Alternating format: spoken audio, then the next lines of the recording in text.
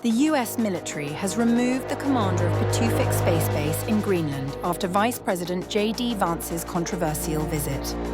The Pentagon cited a loss of confidence in her leadership after she criticized Vance's push for US control over Greenland. Trump has vowed to acquire the island one way or another, and Vance claimed the US has no other option but to increase its presence there.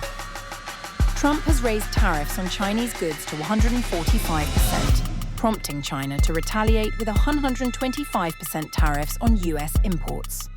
Former Commerce Secretary Wilbur Ross warned the move could backfire, making negotiations harder. Wall Street analysts say consumers will soon feel the impact, especially tech giants like Apple, which rely heavily on Chinese manufacturing. Trump's envoy to Ukraine proposed dividing the country like post-World War II Berlin, with Anglo-French forces in the west and Russian forces in the east, separated by a demilitarized zone. Critics say the plan implies Ukraine ceding territory. Trump has pressured Putin to end the war, but the Kremlin remains non-committal. The Trump administration plans to revoke Social Security numbers of certain immigrants by classifying them as dead in federal databases. Critics say it's a tactic to debank migrants and force them to leave the US voluntarily.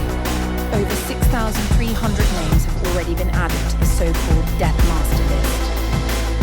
Minnesota Governor Tim Walz says Democrats lost the 2024 election due to poor Latino outreach, failure to address Gaza concerns, and weak media strategy. He emphasized the need to connect with young voters and appear on platforms like Joe Rogan's podcast, where Trump gained traction.